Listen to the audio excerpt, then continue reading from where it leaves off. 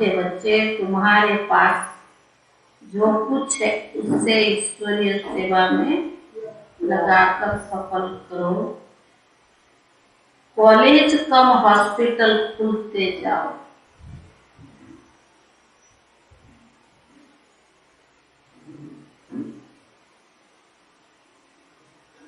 प्रश्न है, तुम बच्चों क्या शिव बाबा से कौन सा एक संबंध बहुत रमणीक गुह्य है?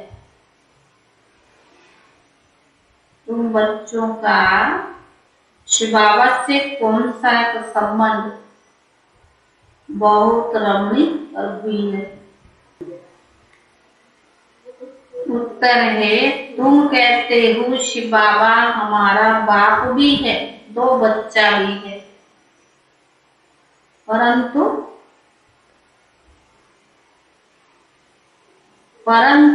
बाप सो फिर बच्चा कैसा है? बाप भी है तो बच्चा भी, वो कैसा? यह बहुत रमणीक और गुह्य बात है। बाप भी है और बच्चा भी है तो बहुत रमणीक भी है और गुह्य भी है। तुम्हें उन्हें बालक भी समझते हो? क्यों? क्योंकि उन पर पूरा बलिहार जाते। तुम उन्हें बालक भी समझते हो क्योंकि तुम उन पर पूरा बलिहार जाते। सारा वर्षा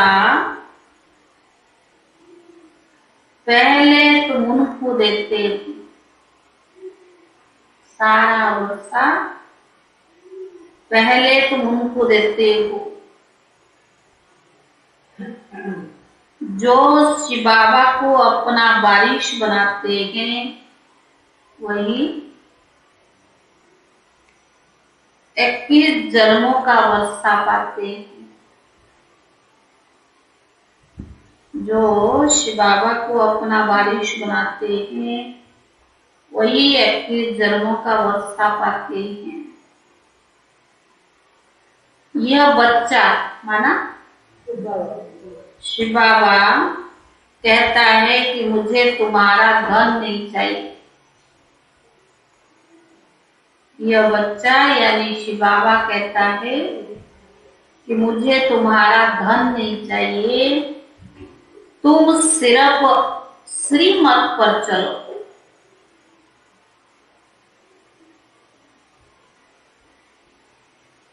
तो तुम्हें बादशाही मिल जाएगी।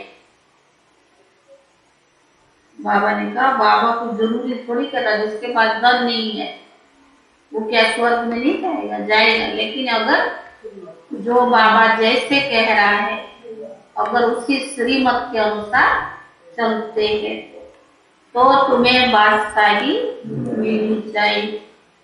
गीत है, माता हूँ माता तुम हो भाग्य विधाता। ओम शांति। ओम शांति किसने कहा? शरीर ने कहा, आत्मा ने कहा। यह बच्चों को अच्छी रीति समझना चाहिए। है एक है आत्मा, दूसरा है शरीर। आत्मा तो अविनाशी है। यह आत्मा स्वयं अपना परिचय देती है कि मैं भी आत्मा बिंदु स्वरूप। जैसे परमात्मा बाप अपना परिचय देते हैं कि मुझे परमात्मा क्यों कहते हैं? क्योंकि मैं सबका बाप हूँ। सभी कहते हैं कि है परम पिता परमात्मा, हे भगवान। यह सब समझने की बातें हैं, अंधश्रद्धा की बात ही नहीं। जैसे और जो भी सुनाया वह सत्य नहीं है। मनुष्य जो ईश्वर के लिए बतलाते हैं वह सब असत्य है। एक ईश्वर ही सत्य है। वह सत्य बतलाएंगे ना, बाकी सभी मनुष्य मात्र उनके लिए झूठ बतलाएंगे। इसीलिए बाप को झूठ कहा जाता है। सचखंड स्थापन करने वाला है। भारत ही सचखंड था। बाप कहते मैंने ही तो सचखंड बनाया था। उस समय भारत के सिवाय और कोई खंड नहीं था। यह सब सत बाप ही बतला सकते हैं। ऋषि मुनि आगे वाले सब कहते गए कि ईश्वर रचयिता और रचना के आदि मध्य अंत को हम नहीं जानते।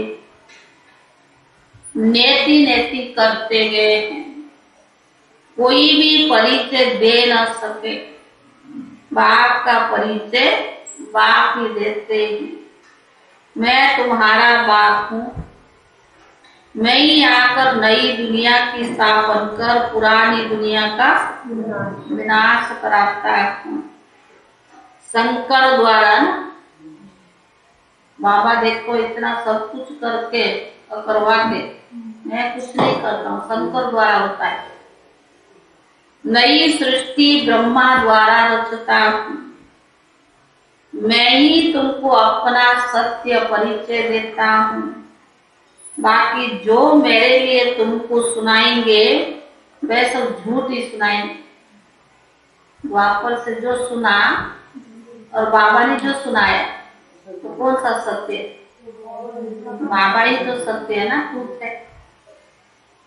जो होकर गए उन्हें कोई नहीं जानते। सतयुगी लक्ष्मी नारायण ऊंचते ऊंचते, नई दुनिया जो ऊंची थी उसके मालिक थे। बाकी इतनी ऊंची दुनिया किसने बनाई और उसका मालिक किसने बनाया, ये कोई नहीं जानते। बाप जानते हैं। जिन्होंने स्वर्ग की राजाई का वर्षा लिया होगा उनकी बुद्धि में ये बातें बैठेगी। गाते भी है तुम मात पिता बालक तेरे, तुम्हारी कृपा से यह किसके लिए गाते हैं? लौकिक के लिए या पारलौकिक के लिए? लौकिक की तो ये महिमा हो न सके। सतयुग में भी यह महिमा किसकी हो न सके। तुम यहाँ आए हो उस मात पिता से 21 जन्म के सुख घनेरे वर्षा ले, राज्य भाग्य का वर्षा ले। भगवान है ही कौन? भगवान है ही रचयिता। उनके साथ माता ही तो होगी ना। यहाँ तुम बच्चे कहते हो हम माता पिता के पास आए हैं। यहाँ कोई गुरु गुसाई नहीं है। बाप कहते तुम मेरे से फिर से स्वर्ग का वर्षा ले रही हो। सतयुग में लक्ष्मी नारायण ही राज्य करते थे। श्री कृष्ण को सब प्यार करते थे। भला राधे को क्यों नहीं करते? श्री कृष्ण को सब प्यार करते, राधे को क्यों नहीं करते? लक्ष्मी नारायण छोटे पद में कौन है यह कोई भी नहीं जानते। लोग समझते हैं यह द्वापर युग में हुए। भगवान गीता ज्ञान कब सुनाया? मनुष्य की भावना है, भ्रांतियां है कि द्वापर में। यह कोई नहीं जानते हैं। माया रावण ने बिल्कुल तुच्छ बुद्धि बना दिया है। तुम भी पहले क्या थे? पत्थर बुद्धि थे। बाबा ने तुमको पारस बुद्धि बनाया है। पारस बुद्धि बनाने वाला तो एक ही बाप है। स्वर्ग में सोने के महल होंगे। यहाँ सोना तो क्या, तांबा भी नहीं मिलता। पैसे तांबे की भी नहीं बनाते हैं। वहाँ तो सतयुग में कोई तांबे की कीमत नहीं होगी।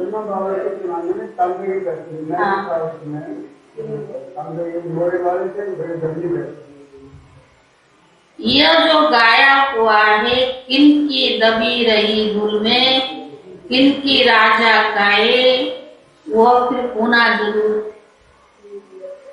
किनकी दबी रही धूल में, धन की भी बात तो है, लेकिन सिर्फ धन नहीं, लेकिन और भी जो चीज हमारे पास है, हमारे पास अच्छा कला है, अच्छी विशेषताएं है, अच्छी समझदारी है, उसको हम बाबा की सेवा में यूज कर सकते हैं ना, वो हम करते नहीं है। तो क्या है, जिनकी दबी रही धूल में, तो बाबा ने कहा किनकी राजा खाए, वो तो होना जरूर है। बराबर आग लगी थी, विनाश हुआ था, सो फिर होना भी जरूर है। 5000 वर्ष पूर्व समान फिर से देवी राज्य स्थापन हो रहा है। तुम बच्चों को मैं ही तो राजा ही देता हूँ। अब जितना जो पढ़ विचार करना चाहिए कि यह सतयुग में लक्ष्मी नारायण राजा रानी तथा प्रजा कहाँ से आए, उन्होंने राज्य कहाँ से लिया। एक दो से लेते हैं, बात सूर्यवंशी चंद्रवंशियों ने लिया, चंद्रवंशियों से फिर भिखारी राजाएं लेते हैं, राजाओं से फिर कांग्रेस सरकार ने लिया है। अब तो कोई राजा है नहीं। लक्ष्मी नारायण स्वर्ग के मालिक थे ना। 8 गद्दियां चली।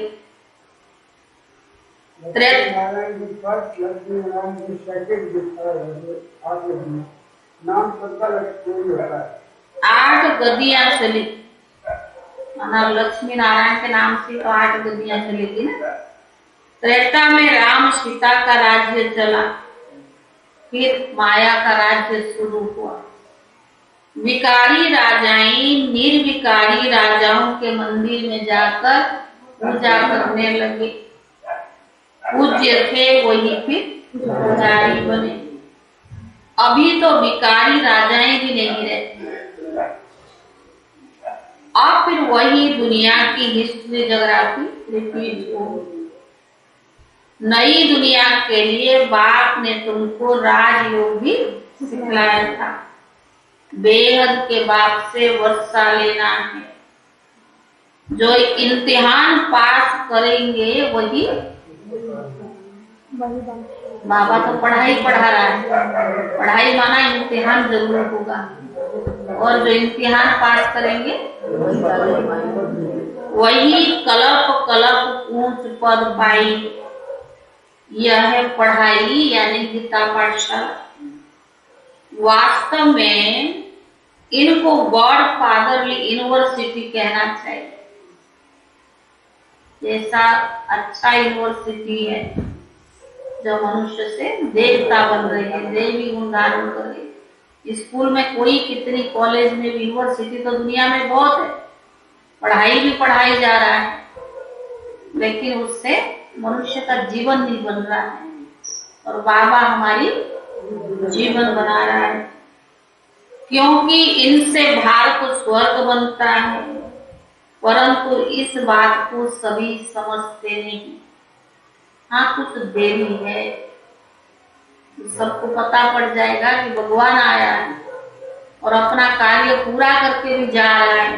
कुछ समय है, कुछ देरी है, आगे चलकर प्रभाव निकले। ये तो साकार मूल्य है, अब तो बहुत प्रत्यक्ष हो रहा है। ये सब शिव बाबा ही समझाते हैं। शिव बाबा कहे या शिव बालक कहे। शिव बालक कौन है? बाबा तो है, बालक भी है ना, बच्चा बना है। शिव बाबा भी है तो माँ भी है। अगर शिव बाबा माँ ना होती, तुम ऐसे क्यों पुकारते कि अब तुम माँ तो पिता, बालक तेरे। बुद्धि काम करती है, शिव भगवान बाप भी है तो माँ भी है। अब बताओ, शिव बाबा को भी माँ है तो खुद माँ पिता है। तो बाबा ने कहा शिव बाबा तुम्हारा बच्चा भी है, जो कहते हैं शिव हमारा बाप भी है, बच्चा भी है, तो हाथ उठाए। हाँ, और जो नहीं उठाए कंफ्यूज में। दुलारी माता का हाँ, मैं कहता हूँ भगवान को अपना बाप समझो, सुरक्षित हो जाओ। जो मूर्खता करते हैं उसमें मूर्खता करिए। हर वो जन्म मंदिर बनाती वो बात ये वाणी में सुनाता है, तुम मुझे बच्चा बनाओगे मैं बहुत सुख दूंगा। इतना दुखी होके भरी है दुलारी माता। ये भगवान हाथ जोड़ता हूँ, कोई भूल कर नहीं, कई जन्मों का बनाना तो आसान है, निभाना नहीं, कई जन्मों का है ना भाई जी, एक जन्म का थोड़ी, कई जन्मों का है। जब वो भगवान है उसको बेटा बना दिया, वो पिछले सब उसको योग नष्ट कर सकता है, लेकिन निभाना इतना कठिन है दीदी। मैं कई साल से धक्के खा रहा हूँ और मैं रोकता हूँ भगवान के आगे। मेरे को अभी मार के सब कुछ सुधार, बाद में धर्मराज बन के मेरी खबर लेगा। तो बाबा ने कहा, जो कहते शिव बाबा हमारे बाप भी है, बच्चा भी है, तो हाथ उठाए। ये बहुत रमणीक और गुह्य बात है। बाप तो फिर बच्चा कैसे हो सकता है? वास्तव में कृष्ण तो गीता सुनाई नहीं, वह तो माँ बाप का एक ही बच्चा था। सतयुग में तो मटकी आगे फोड़ देखी, बाप दिखाते हैं ना, मटकी फोड़ा किया। अगर कृष्ण बच्चा बना ना, तो कृष्ण ने जब अपना पुरुषार्थ तो ब्रह्मा बाबा बाप बना, वही कृष्ण पुरुषार्थ करके ब्रह्मा बाबा बना ना, तो वो बाप बना। फिर वही कृष्ण बनता बाप और बच्चे का दोनों वो तो आत्मा तो उसी की है, कृष्ण की एक ब्रह्मा की अलग अलग है। पुरुषार्थ और उसका पीरियड का गीता सुनाई शिव ने, उनको बालक भी समझते हैं, क्योंकि उन पर बलिहार भी जाते हैं ना, जैसे बाप बच्चों पर बलिहार जाता है। ब्रह्मा बाबा भक्ति करता है। मेरी बात थोड़ा उस वक्त तो बाप बच्चे का नहीं था, उसको गला गाया, सब कुछ अर्पण कर दिया, अपने बच्चों को एक भेजा नहीं दिया। वो जाओ रिश्तेदार, मेरा तुम्हारा कोई मतलब नहीं। भगवान जो बाप बच्चे के बाद में ज्ञान हुआ ना, ब्रह्मा बाबा साक्षात्कार हुआ। इतना बड़ा बच्चे को ये नहीं सोचा मेरा कल क्या होगा। ब्रह्मा के सबको देख लिया, सारा वर्षा उनको देते, तुम भी गाते थे शिव बाबा आप आएंगे तो हम भी बलिहार जाएंगे। और बाप कहते तो मुझे बारिश बनाएंगे, तो मैं भी तुमको 21 जन्मों के लिए बारिश बनाऊंगा। लौकी की बच्चा तुमसे लेगा देगा कुछ नहीं, जितना आपने परवरिश पालना किया। लायक बच्चे। हाँ, तो बाबा ने कहा पर जितना आपने उसके लिए क्या वो नहीं कर सकता है। यह तो फिर देते देखो कितना है। आप अपने बच्चों को भी भले संभालो, परंतु श्रीमत पर चलो। बाबा का श्रीमत क्या है? तो आप सब कुछ करते हो, लेकिन अगर बाबा की श्रीमत नहीं, मनमत पे चलते हो, तो वर्षा नहीं पाओ, ऊंच पद नहीं पा सकते हो ना। बाबा ने कहा इस समय के बच्चे बाप के धन से पाप नहीं करेंगे। यह बच्चा कहता मुझे तुम्हारा धन क्या करना है? शिव बाबा को धन चाहिए नहीं, मेरा दाता है ना। और बाबा कहता सिर्फ मेरी मत पर चलो, श्रीमत। बाबा का सवेरे से लेकर रात तक हमारे क्या श्रीमत मिला है, क्या उस भगवान की श्रीमत पर हम चलते? तो बाबा ने कहा मैं तो तुमको बादशाही देने आया हूँ, बच्चे सिर्फ श्रीमत पर चलो। कितना बाबा बच्चों को समझाता, नहीं चलेंगे तो अपना कर्म। योग से तुम 21 जन्मों के लिए तंदुरुस्ती, तो पढ़ाई से राजा ही मिलेगी। ऐसे कॉलेज कम हॉस्पिटल खोलो, शिव बाबा तो दाता है, मैं लेकर क्या करूंगा? हाँ, युक्ति बताते हैं बच्चे, ये ईश्वरीय सेवा लगाओ, पर तुम श्रीमत पर चलो। अपनी मत से चलते हैं, यज्ञ की श्रीमत क्या कहते हैं? बाबा हमें रोज क्या मत देता, अगर उसकी मत पर नहीं चलते, भले मुंह से कह दिया हमने बारिश बनाया, बच्चा बनाया, लेकिन वो तो कहने मात्र रह गया। तो बाबा ने कहा श्री कृष्ण के अर्थ अर्पण करते हैं, वो तो प्रिंस था, वो कोई भूखा थोड़ी था। श्री बाबा तुमको बदले में बहुत कुछ देता है, भगवान भक्ति का फल देते हैं, वो है दुख करता सुख करता, तुम्हारी सदगति करने वाला और कोई है नहीं। मैं तुम बच्चों की सदगति करता हूँ। अच्छा बाबा, भला दुर्गति कौन करते? हाँ बच्चे, रावण की प्रवेशता होने के कारण रावण की मत पर तुम्हारी दुर्गति, रावण की मत पर सब तुम्हारी दुर्गति ही करते आए हैं। रावण की मत पर एकदम भ्रष्टाचारी बन पड़ते। हमने 63 जन्म तो यही किया ना, सिर्फ बाबा कहता एक जन्म संगम युग पर, अगर मेरी मत पर चलोगे तो श्रेष्ठ बन जाओगे, रावण की मत पर तो भ्रष्टाचारी बने। अब मैं तुमको श्रेष्ठाचारी बनाए स्वर्ग का मालिक बनाता हूँ। यहाँ तुम जो कुछ करेंगे सो आसुरी मत पर ही करेंगे। अब देवता बनना है तो सब संग तोड़, एक मुझ संग जोड़ो। जितना मेरी मत पर चलेंगे उतना ऊंच पद पाएंगे, अगर पढ़ेंगे नहीं तो प्रजा में भी कम पद पाएंगे। नहीं तो बाबा ने एक बार सुना और उससे धारण कर लिया तो स्वर्ग में आएंगे, परंतु पद कम पाएंगे। दिन प्रतिदिन उपद्रव्य बहुत होंगे। जो मनुष्य भी समझेंगे कि बराबर ये वही समय है। समझ रहे हो ना, जो बाबा ये कब का बोलिए, परंतु बहुत देरी से आने से इतना ऊंच पद भी नहीं पा सकेंगे। योग बिगड़ विक्रम विनाश नहीं होंगे, ये भी मुख्य है। अगर आप योग नहीं करते उससे भी विक्रम विनाश नहीं हो। अभी सबकी कयामत के समय है, हिसाब किताब चुप करना ही है। यहाँ तुम्हारे कर्म विकर्म बनते जाते हैं। सतयुग में कर्म अकर्म बनते जाते हैं। कर्म तो जरूर सब करेंगे, कर्म बिगड़ तो कोई भी रह नहीं सकेंगे।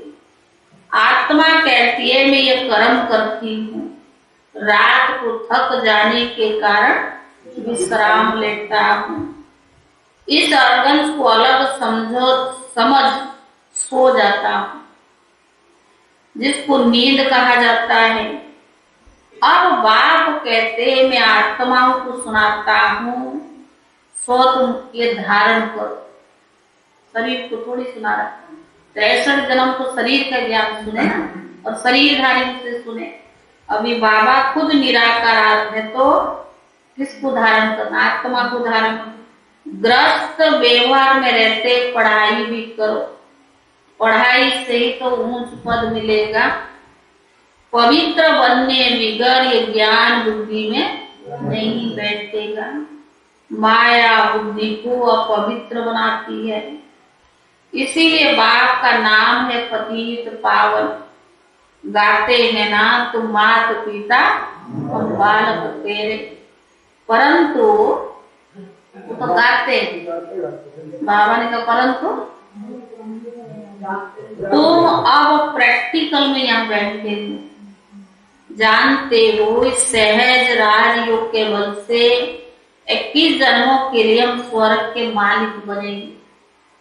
इसीलिए तुम आए हो।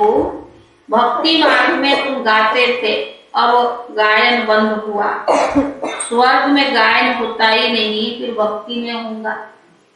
बाबा कहते मैं तुम्हारा माता पिता बनकर तुमको स्वर्गवासी बनाता हूँ, माया फिर नरकवासी बनाते हैं। यही तो खेल है। इसको समझकर मरने से पहले बाप से वर्षा ले लो, नहीं तो राज्य गमा देंगे। पतित वर्षा ले न सके वो फिर प्रजा में चले जाएंगे, उनमें भी नंबरवार मर्तबे हैं। बाबा कहते बच्चे इस मृत्यु लोक में तुम्हारा अंतिम जन्म है, अब कम से कम मेरी मत पर तो चलो। कितना बाबा समझा रहा है, तब तुम्हारा बेड़ा पार हो जाए। अगर भगवान की मत पर चले, अगर अपनी मत पर मत मनमत पे चले तो बेड़ा पार नहीं होगा। भगवान श्रीमत दे रहा है, उसकी मत को भी क्या किया, उसकी मत पर तो बाबा तो कहता चाहे तुम्हारे पास धन संपत्ति ना हो, लेकिन कम से कम बाबा की श्रीमत पर तो चलो। इसमें अंधश्रद्धा की कोई बात नहीं, पढ़ाई में कभी अंधश्रद्धा नहीं होती है। अरे परमात्मा बाप पढ़ाते हैं, बिगर निश्चय पढ़ेंगे कैसे? पढ़ते पढ़ते फिर माया विघन डाल देती है, तो पढ़ाई को भी छोड़ देते हैं। इसीलिए गाया हुआ है आश्चर्य सुनंती कथंती भागंती हो जाते हैं, फिर बाबा को भी पार करके दे देते हैं। परंतु फिर भी लव है तो आकर मिलते भी। एक बार जो ज्ञान ले लिया, अब देखेंगे सभी अनुभवी है, अगर 5 साल 4 साल साल भर के अच्छे से चले, फिर कुछ कारण वजह संशय आया या कुछ बनी, लेकिन जाओ कहाँ भी है, फिर वो ज्ञान वो जो भक्ति वो अच्छा भी नहीं लगता है। और जो अपने जीवन अगर पूरी धारणा में भी आप 1 वर्ष चले तो आपको कहाँ मन नहीं लगेगा, क्योंकि बाबा से जो प्यार मिला ना तो दुनिया में किसी स्थान पर नहीं मिलेगा। तो बाबा ने कहा फिर बाबा से आकर तो मिलते हैं, आगे चलकर पछताएंगे, अरे हम बाबा के बच्चे बनकर कृपा को छोड़ दिया। माया का जाकर बना तो उन पर सजाएं भी बहुत आती है और पद भी भ्रष्ट हो जाता है। कल्प कल्पान करके पद भी भ्रष्ट हो जाता है, कल्प कल्पान करके अपना राज्य भी गंवा देंगे। सजा खाकर प्रजा पद पाना, उससे क्या फायदा हो? भगवान की भी बने, ज्ञान भी लिया, मुरली भी सुनते रहे, फिर भी धारणा ही नहीं की तो क्या फायदा? बाप के सम्मुख आकर बहुत सुनते हैं, फिर गोरख धंधे में जाकर भूल जाते हैं। पहले नंबर का पाप क्या है? काम कटारी चलाना। इसीलिए बाप कहते हैं मूत पलती कभी नहीं होना। बाप आकर सबका कपड़ा साफ करते हैं। बाप ही सब पतितों को पावन बनाने वाला है। सतयुग में कोई भी पतित नहीं होगा। तुम बाबा से वर्षा लेकर विश्व के मालिक बन जाएंगे। अच्छा मीठे मीठे सिखी ले दे बच्चों प्रति माता पिता बाप दादा का याद प्यार और गुड मॉर्निंग। रूहानी बाप की रूहानी बच्चों को नमस्ते। रूहानी बच्चों की तरफ से रूहानी बाप दादा को याद प्यार और नमस्ते नमस्ते। धारणा के लिए मुख्य स्थान पहला है अब रावण की मत छोड़ श्रीमत पर चलना है। अब रावण की मत छोड़ श्रीमत पर चलना है। सब संग तोड़ एक बाप के संग जुड़ना। दूसरा निश्चय बुद्धि बन पढ़ाई जरूर पढ़नी है। निश्चय बुद्धिवन पढ़ाई जरूर पढ़नी है। किसी भी विघ्न से बाप का हाथ नहीं छोड़ना है। किसी भी विघ्न से बाप का हाथ नहीं छोड़ना। योग से तंदुरुस्ती और पढ़ाई से राजाई लेनी। योग से तंदुरुस्ती और पढ़ाई से राजाई लेनी है। वरदान। ज्ञान जल में तैरने और ऊंची स्थिति में उड़ने वाले होली हंस भव। ज्ञान जल में तैरने और ऊंची स्थिति में उड़ने वाले होली हंस भव।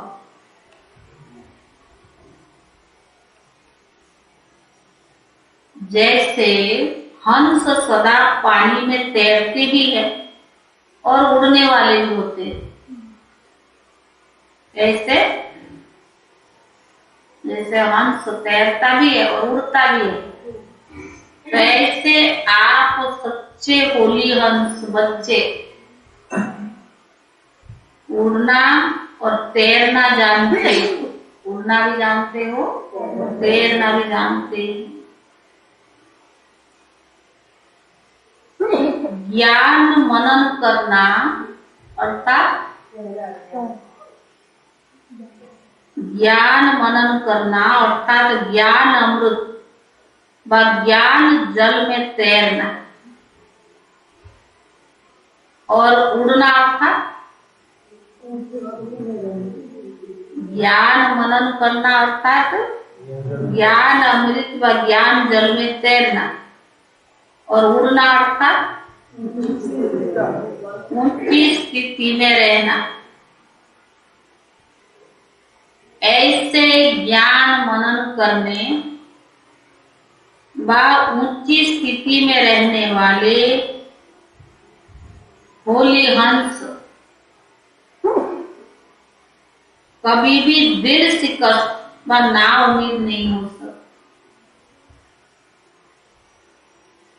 ऐसे ज्ञान मनन करने व ऊंची स्थिति में रहने वाले होली हंस कभी भी दिल शिकस्त व नाउम्मीद नहीं हो सकते। वह बित्ती को बिंदी लगाए क्या क्योंकि जाल से मुक्त उड़ते और उड़ाते रहते। वह बित्ती को बिंदी लगाए क्या क्योंकि जाल से मुक्त हो उड़ते और उड़ाते रहते हैं।